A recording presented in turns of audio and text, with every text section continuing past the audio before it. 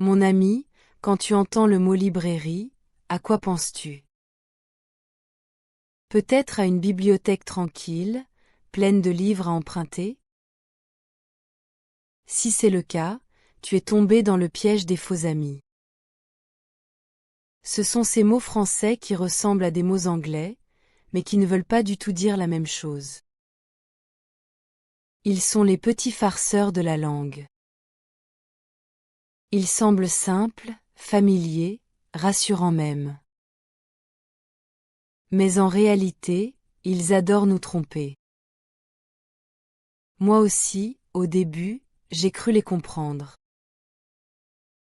Je pensais que actuellement voulait dire actuali, que librairie voulait dire librairie, et que sensible voulait dire sensible. Et bien sûr, j'avais tort à chaque fois. C'est normal, parce que notre cerveau aime ce qui lui paraît familier. Il nous fait croire qu'un mot connu est un mot compris. Dans ce texte, je vais te parler de ces faux amis qui m'ont surprise, fait rire parfois, et souvent fait progresser.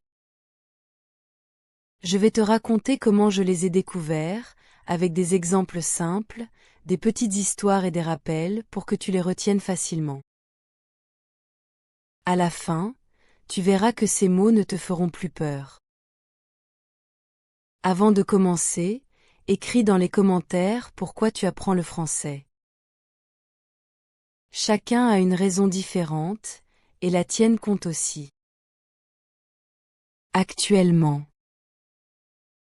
Quand j'ai vu le mot actuellement pour la première fois, j'étais sûre de comprendre.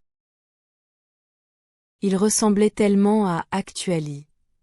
Je me souviens très bien du moment.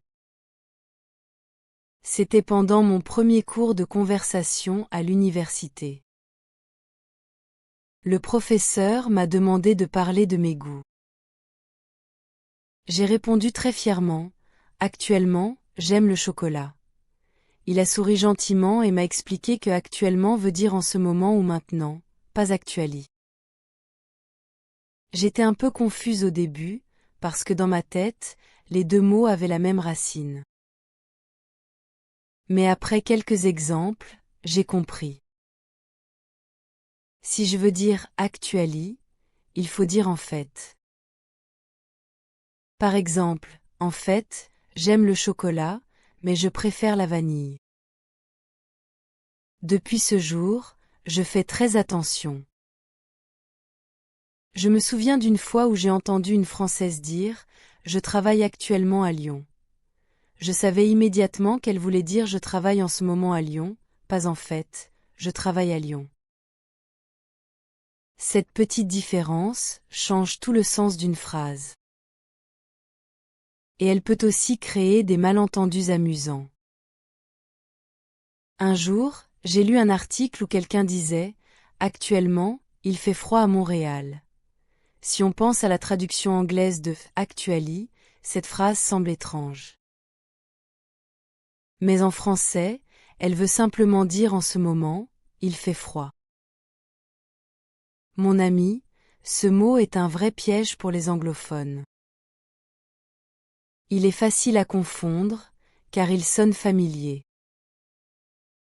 Pourtant, le français et l'anglais ont souvent des faux jumeaux comme celui-ci.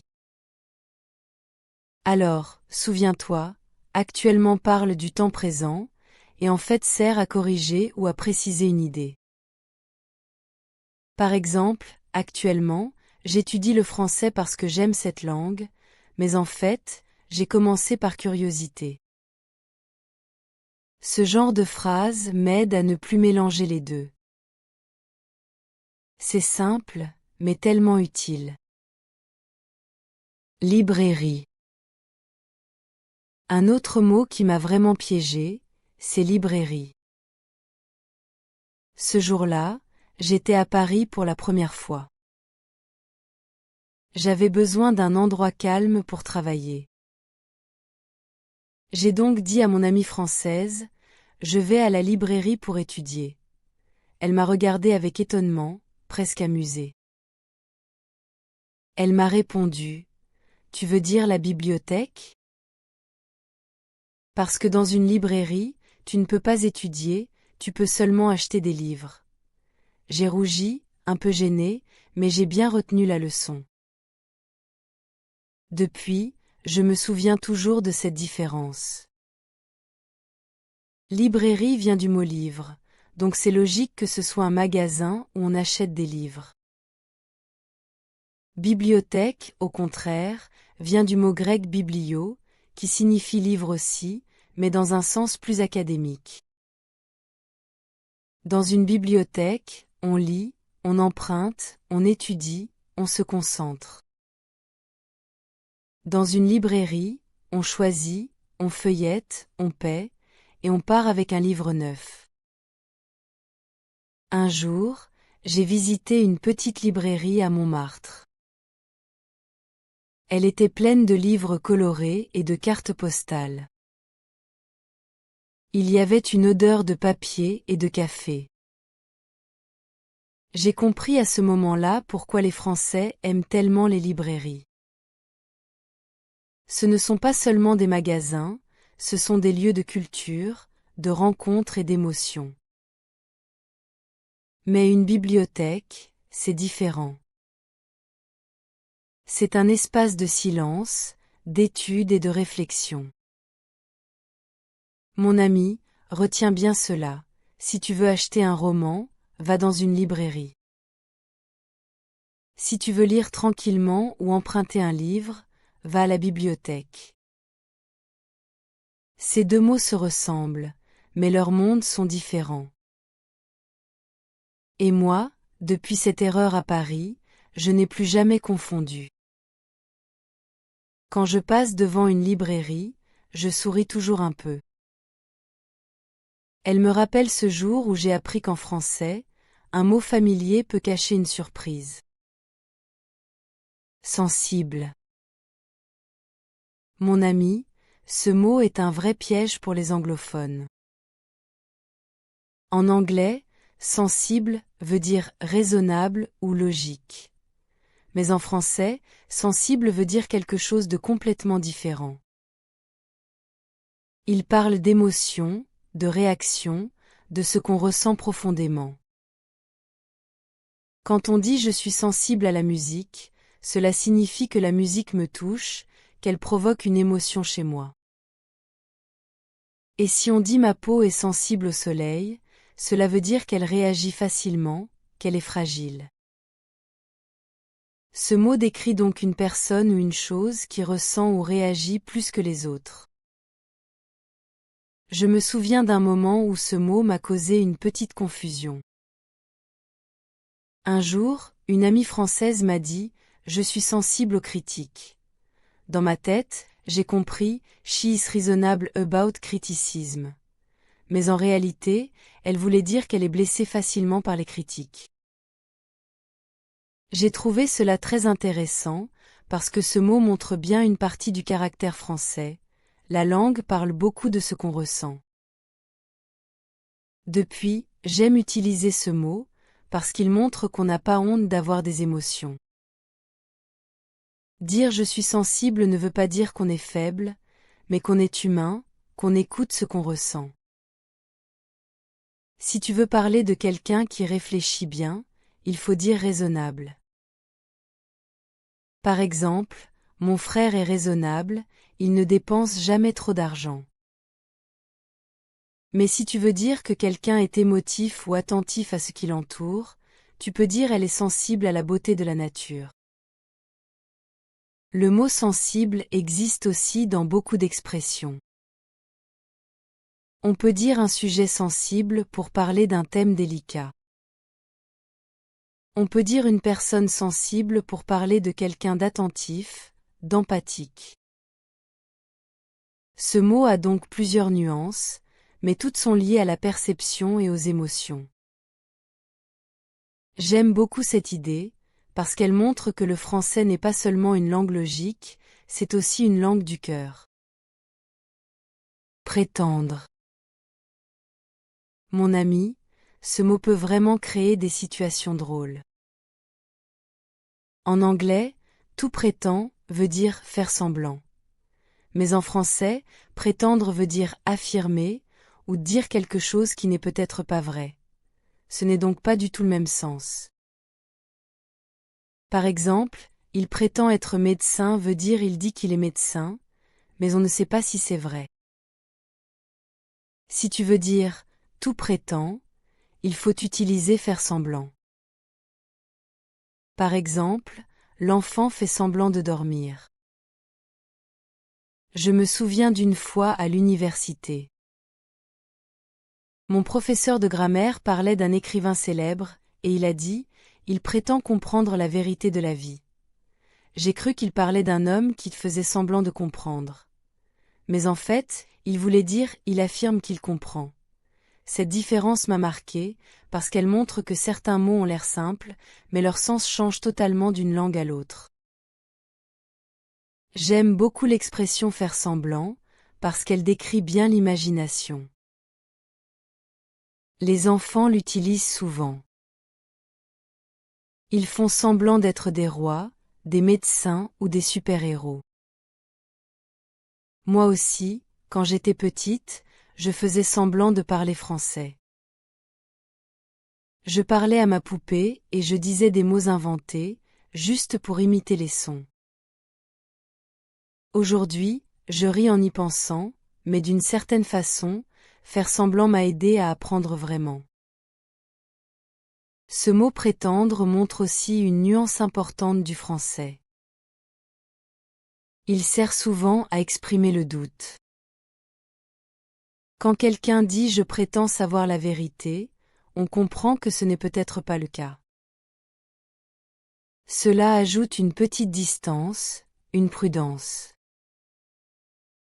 C'est un mot utile pour parler des gens qui exagèrent ou qui veulent paraître plus qu'ils ne sont.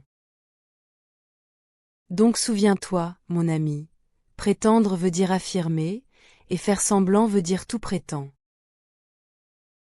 Ces deux expressions sont très différentes, mais toutes les deux importantes. Elles racontent quelque chose sur la façon dont les Français voient la parole et le jeu. L'une parle du sérieux, l'autre de l'imagination. Et moi, j'aime les deux, parce que dans la vie, il faut parfois affirmer, et parfois, il faut juste faire semblant pour continuer à apprendre. Décevant. Mon ami, ce mot m'a beaucoup troublé au début. J'étais au cinéma avec des amis français, et à la fin du film, l'un d'eux a dit « Ce film est décevant ». J'ai cru qu'il voulait dire « deceiving », comme si le film mentait ou cachait quelque chose. Mais en fait, décevant veut dire disappointing. Cela parle de ce qu'on ressent quand on attend quelque chose de bien et que le résultat n'est pas à la hauteur. Ce mot ne parle pas de mensonge, mais de déception. J'ai compris la différence quelques jours plus tard, pendant un cours. Le professeur a expliqué que décevant vient du verbe décevoir, qui signifie ne pas répondre aux attentes. Par exemple, le résultat de l'examen est décevant veut dire que tu espérais mieux. Ou encore, il est décevant de voir un ami mentir. Dans ces phrases, il y a toujours une idée d'espoir perdu, de petite tristesse. Au contraire, trompeur parle d'une illusion. Quelque chose est trompeur quand il donne une fausse impression. Par exemple, ce sourire est trompeur veut dire ce sourire cache quelque chose. Ce n'est pas la même émotion. Décevant fait penser à la tristesse, trompeur fait penser au mensonge. Je trouve que décevant est un mot très utile. Il permet d'exprimer ce sentiment doux amer qu'on ressent souvent dans la vie.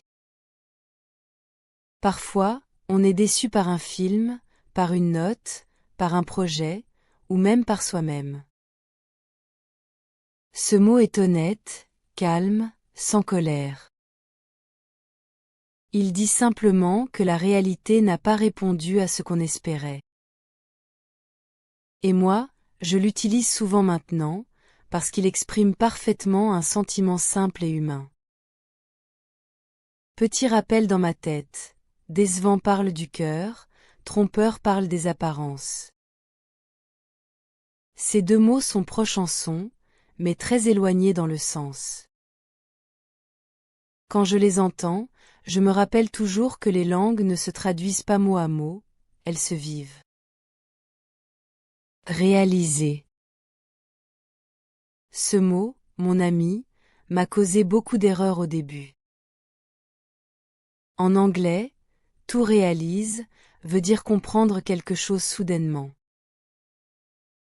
Mais en français, réaliser ne veut pas dire comprendre. Il veut dire faire ou accomplir quelque chose. Par exemple, elle a réalisé son rêve veut dire she accomplished her dream. Ce n'est pas une prise de conscience, c'est une réussite. Je me souviens d'une fois à Montréal. J'étais en train de parler avec une amie française, et je lui ai dit, je réalise que j'ai oublié mon téléphone. Elle a ri et m'a répondu, tu veux dire, tu t'es rendu compte. C'est à ce moment-là que j'ai compris la différence. Se rendre compte exprime une prise de conscience. Par exemple, je me suis rendu compte que j'avais oublié mon sac ou je me suis rendu compte que j'étais en retard. Mais réaliser garde une idée de création, de concrétisation. On l'utilise beaucoup pour parler de projets, de rêves ou de choses concrètes. Par exemple, il a réalisé un film, elle a réalisé un tableau, nous avons réalisé un grand projet. Le mot vient du verbe réel, donc il signifie rendre réel. Je trouve cette distinction très belle. En anglais, to réalise parle de la pensée. En français, réaliser parle de l'action. L'un se passe dans la tête, l'autre dans la vie. C'est un bon exemple de la façon dont le français sépare l'idée et le fait.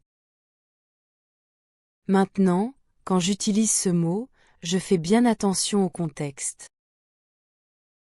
Si je parle d'un rêve, d'un but ou d'une œuvre, je dis réaliser. Si je parle d'une idée que je viens de comprendre, je dis se rendre compte.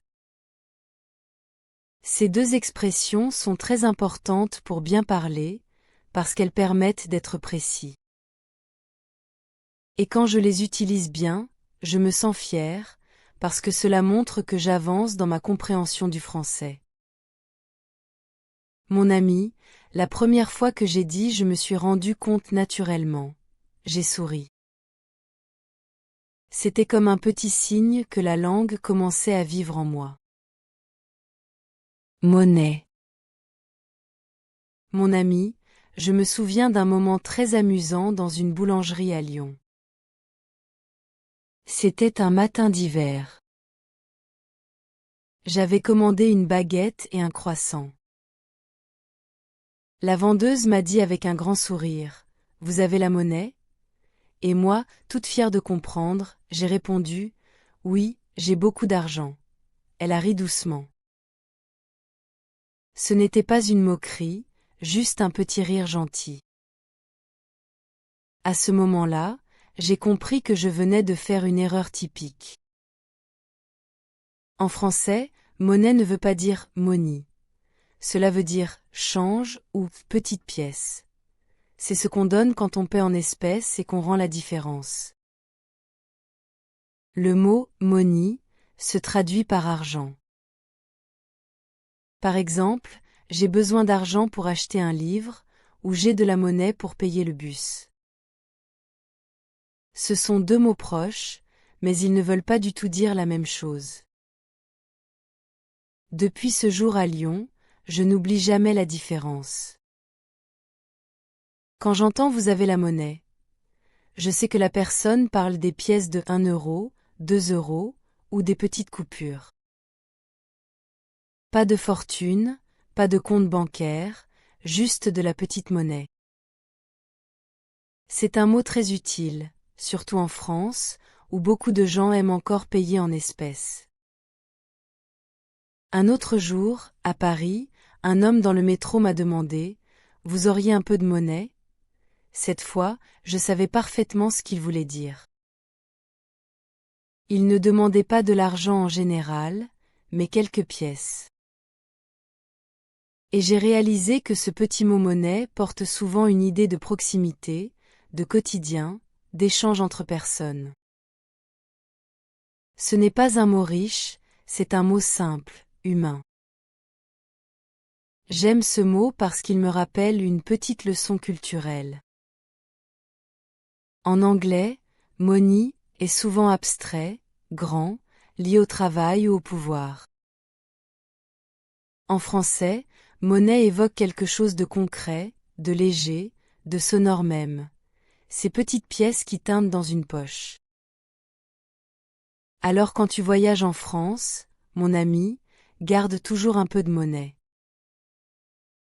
Ce n'est pas seulement pratique, c'est aussi une manière de vivre la langue dans la vraie vie. Assister. Mon ami, voilà un autre mot qui m'a causé beaucoup de confusion. Au début, je croyais que assister voulait dire tout assiste, c'est-à-dire aider. Mais en français, assister veut dire tout attend, comme être présent à un événement. C'est très différent. Par exemple, j'ai assisté à un concert hier soir signifie je suis allé à un concert. Ce n'est pas j'ai aidé au concert, mais j'y étais. Je me souviens très bien de la première fois que j'ai mal utilisé ce mot.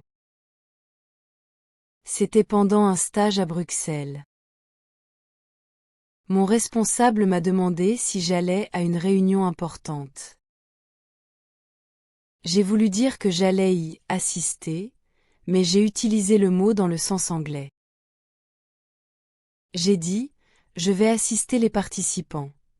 Il m'a regardé avec un petit sourire et a répondu, tu veux dire que tu vas assister à la réunion, pas aider les gens. J'étais un peu gênée, mais je n'ai plus jamais oublié la différence. Ce verbe est intéressant parce qu'il montre bien comment une petite préposition change tout.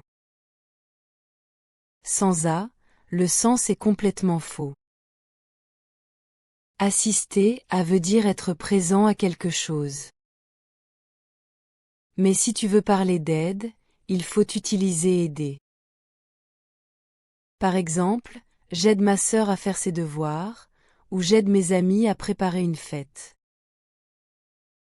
Les deux mots existent, mais ils vivent dans des mondes différents. Depuis, j'aime beaucoup le verbe assister à, parce qu'il exprime aussi l'idée d'être témoin. On peut dire j'ai assisté à un mariage, j'ai assisté à une conférence, ou même j'ai assisté à un accident. Dans chaque cas, cela veut dire qu'on était là, qu'on a vu quelque chose se passer. C'est un mot de présence. Ce que j'aime dans cette différence, c'est qu'elle m'a appris à faire attention aux petits détails.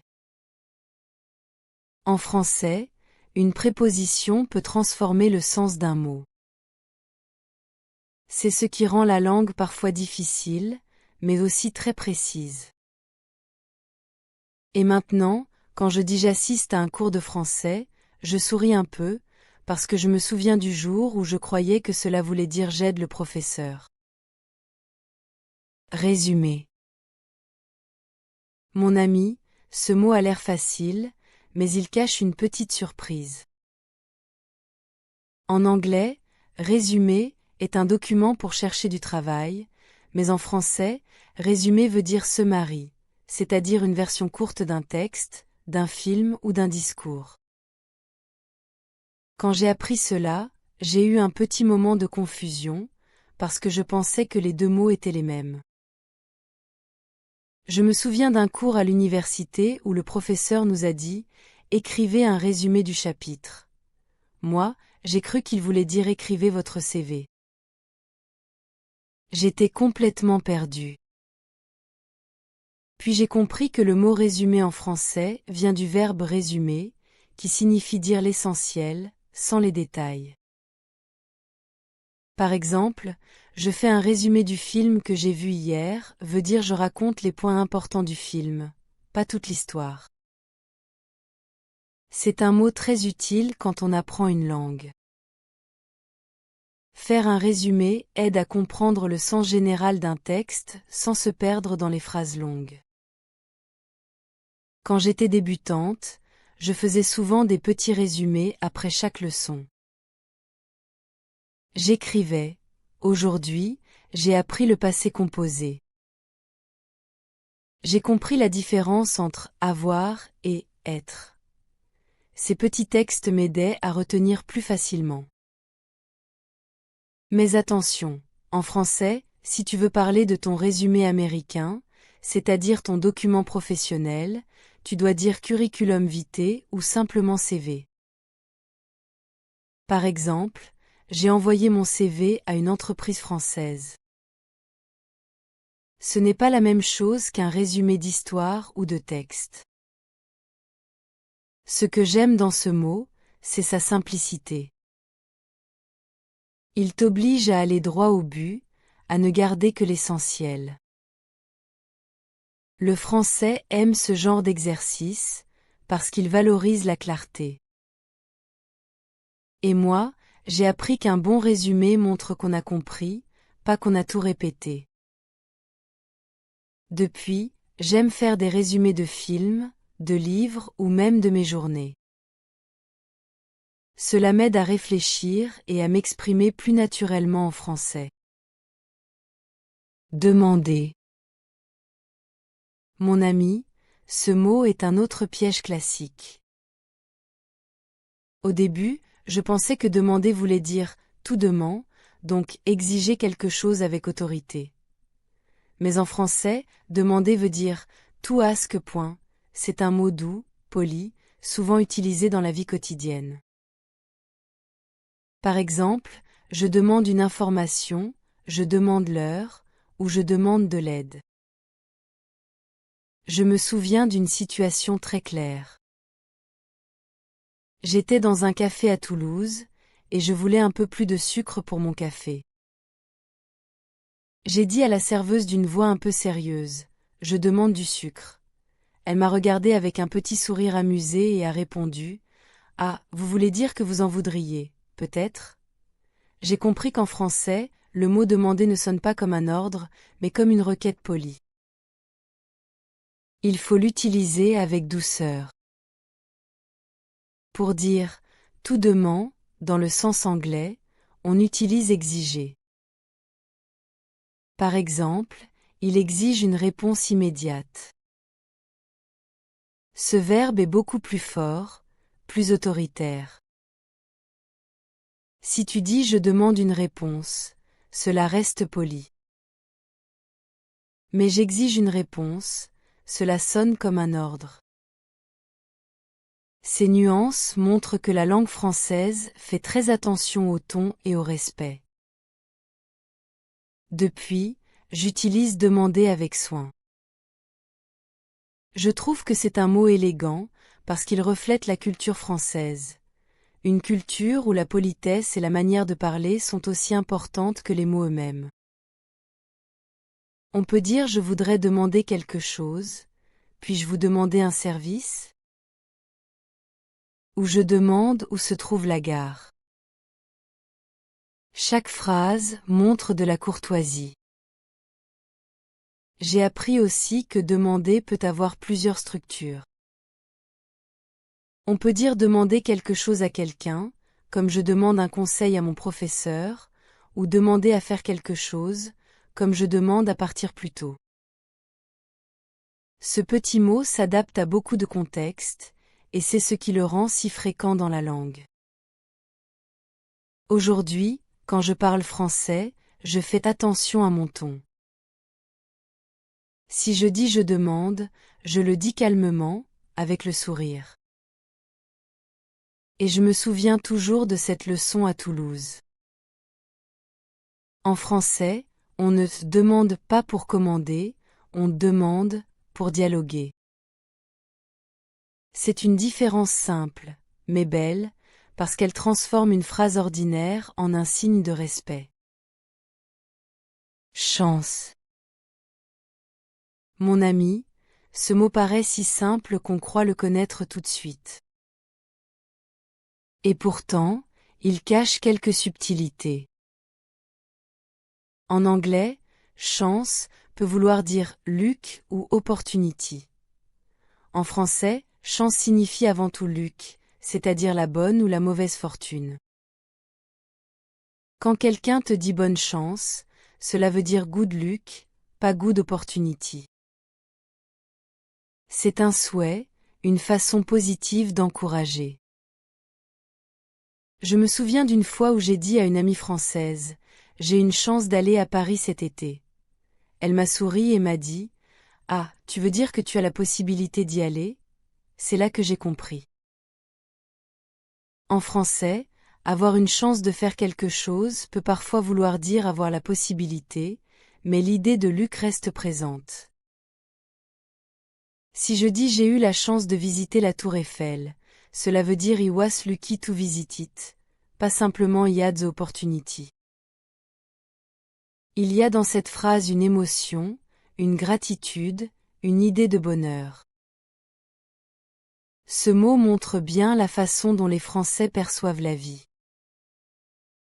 Ils utilisent souvent chance pour exprimer la reconnaissance. Par exemple, j'ai de la chance d'avoir une famille aimante ou nous avons eu de la chance avec le temps aujourd'hui. C'est une manière de dire qu'on apprécie les petites choses, qu'on reconnaît ce qui est positif.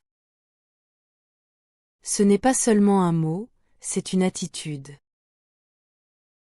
Mais chance peut aussi être négatif, quand on parle de malchance. Par exemple, quelle malchance, j'ai raté le bus. Ce mot est très flexible, il s'adapte à toutes les situations. En anglais, on parlerait de bad luck, mais en français, malchance garde un ton plus doux. Ce que j'aime, c'est que les Français disent souvent bonne chance avec le sourire.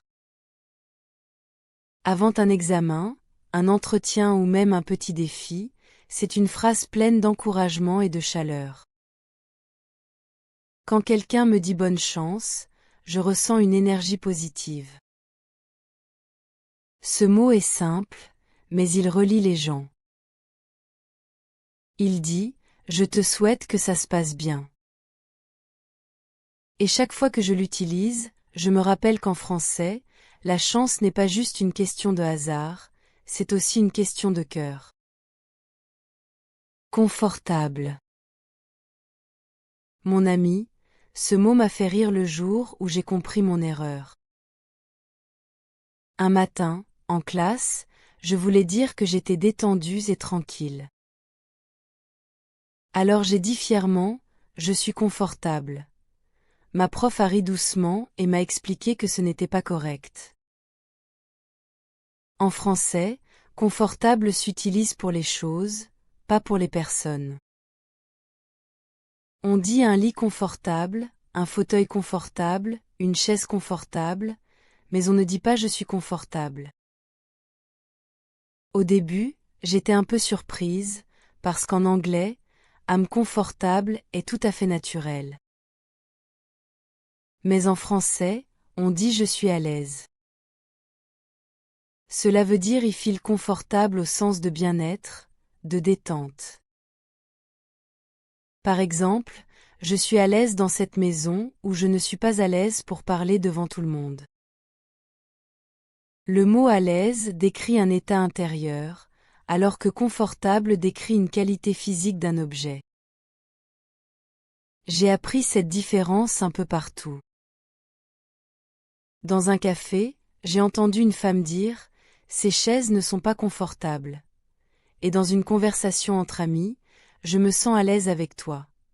Ces deux phrases montrent bien le contraste entre le corps et l'esprit. L'une parle du confort matériel, l'autre du confort émotionnel. Je trouve cette distinction très fine et très belle. En français, on ne mélange pas le confort du corps et celui du cœur. Quand on parle d'un canapé, on pense au toucher, à la douceur. Quand on parle de soi, on parle d'un sentiment de liberté ou de sérénité. Depuis ce jour en classe, j'utilise à l'aise tout le temps. Je dis je suis à l'aise en France, je ne suis pas à l'aise pour parler trop vite, ou je me sens à l'aise quand j'écoute de la musique. C'est une expression vivante, pleine de nuances.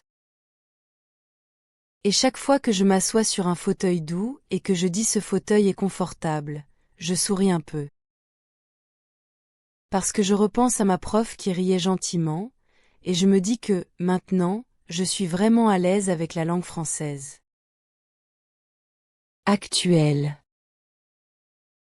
Mon ami, ce mot ressemble beaucoup à l'anglais actual, et c'est pour cela qu'il piège presque tout le monde. En anglais, actual veut dire réel ou vrai. Mais en français, actuel signifie présent ou du moment. Par exemple, le président actuel veut dire the current président, pas the real président. Quand j'ai appris cela, j'ai compris combien une petite ressemblance peut changer complètement le sens d'une phrase. Je me souviens d'un exercice en classe où je devais parler de la politique française. J'ai dit, le problème actuel est très actuel. Mon professeur m'a regardé avec un sourire amusé et m'a dit doucement, tu veux dire que le problème du moment est très réel? J'ai ri parce que j'avais mélangé les deux langues dans la même phrase. Depuis, je me rappelle que actuel parle du présent, de ce qui se passe maintenant, tandis que réel parle de ce qui est vrai, concret ou authentique. C'est un mot très fréquent en France. On dit les actualités pour parler des nouvelles, ce qui se passe dans le monde. On dit aussi un problème actuel, une question actuelle, une mode actuelle. Ce mot m'a appris à penser dans le temps présent, à observer la vie comme elle est aujourd'hui. En anglais, actual, met l'accent sur la vérité. En français, actuel met l'accent sur le moment. C'est une belle différence, parce qu'elle montre que la langue française aime vivre dans le maintenant. Assumer. Mon ami, voilà un autre mot qui semble familier mais qui cache un sens très différent. En anglais, to assume veut dire supposer quelque chose sans preuve. En français, assumer ne veut pas dire ça du tout. Assumer veut dire accepter quelque chose, souvent quelque chose de difficile ou de personnel. Par exemple, j'assume mes erreurs veut dire I take responsibility for my mistake, pas I suppose my mistake. Je me souviens d'une conversation avec un ami français. Il m'a dit, il faut assumer ce qu'on est. J'ai cru qu'il voulait dire il faut deviner ce qu'on est. Mais en fait, il voulait dire il faut accepter ce qu'on est. Ce mot est très fort en français. Il parle de maturité, de confiance en soi, d'authenticité. On peut dire elle assume sa timidité, il assume son passé, j'assume mes choix. Cela veut dire qu'on ne se cache pas, qu'on est en paix avec soi-même. Si tu veux dire tout assume au sens anglais, tu dois utiliser supposer ou imaginer. Par exemple, je suppose qu'il va pleuvoir ou j'imagine qu'il est déjà parti. Ce sont des verbes légers, sans émotion. Assumer, lui, a un poids plus profond. Il parle d'acceptation, pas de supposition. J'aime beaucoup ce mot parce qu'il montre la philosophie du français, vivre avec ce qu'on est, sans honte, sans peur. Il y a quelque chose de courageux dans le fait de dire j'assume. Ce mot m'a aidé à comprendre que la langue n'est pas seulement une question de grammaire, mais aussi une manière de penser. En anglais, on assume avec la tête. En français, on assume avec le cœur. Préservatif, mon ami, ce mot est sûrement le plus célèbre de tous les faux amis. Il fait rire beaucoup de gens, mais il peut aussi provoquer des moments assez embarrassants. En anglais, préservative veut dire additif alimentaire, un produit qu'on met dans la nourriture pour la garder plus longtemps. En français, pourtant, préservatif veut dire condom. C'est une différence énorme, et je te promets que tu veux vraiment éviter de te tromper. Je me souviens très bien du jour où j'ai découvert cette erreur. C'était pendant un cours de français à Boston.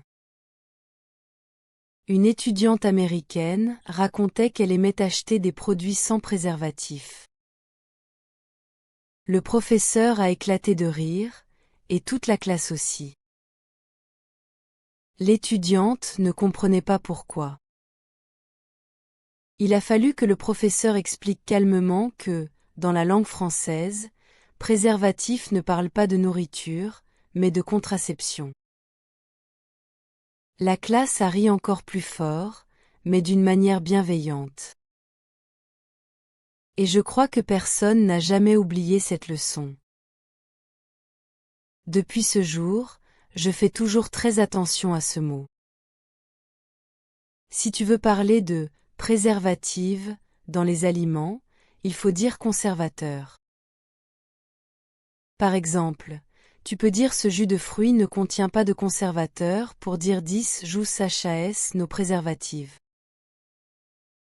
Par contre, préservatif ne veut dire qu'une seule chose. C'est un mot qui appartient à un autre domaine, celui de la santé. Si tu l'utilises en parlant de yaourt, de biscuits ou de jus, la phrase devient tout de suite drôle, mais pas dans le bon sens. Je me souviens d'une scène à Paris qui m'a fait sourire. Un touriste américain a dit à un serveur, « Je veux des produits sans préservatif ». Le serveur a eu un moment d'hésitation, puis il a compris et a répondu avec humour, « Ah, vous voulez dire sans conservateur ». Les Français connaissent bien cette confusion, alors si tu fais l'erreur, ne t'inquiète pas, on te corrigera gentiment. Ce mot m'a appris que les langues ne sont pas de simples listes de vocabulaire. Elles reflètent la culture, les habitudes et parfois même l'humour d'un peuple. Un mot peut sembler familier et pourtant signifier quelque chose de tout à fait différent. C'est ce qui rend le français à la fois passionnant et plein de surprises. Alors, mon ami, retiens bien cette différence dans ton esprit. Préservatif ne parle jamais de nourriture. Il parle d'un tout autre sujet. Et conservateur est le mot que tu dois utiliser quand tu veux parler d'aliments sans additifs. Ce n'est pas une grande règle, mais elle t'évitera beaucoup de malentendus. Et surtout, elle te rappellera qu'apprendre une langue, c'est aussi apprendre à rire de soi, à accepter les erreurs et à progresser avec légèreté. La conclusion. Mon ami, comme tu le vois, les faux amis sont partout. Ils sont parfois drôles, parfois dangereux, mais toujours intéressants. J'ai appris qu'il ne faut pas avoir peur d'eux. Il faut juste les connaître, les répéter et les utiliser correctement. Quand tu vois un mot qui ressemble à un mot anglais, prends un moment pour vérifier. Peut-être qu'il cache un autre sens. Avec le temps, tu reconnaîtras ces pièges sans réfléchir. Souviens-toi aussi que les erreurs font partie du chemin. Moi aussi, j'ai fait toutes ces erreurs, mais c'est grâce à elles que j'ai progressé. Continue à apprendre, continue à parler, continue à aimer cette belle langue. Et maintenant, dis-moi dans les commentaires quel faux ami t'a déjà trompé.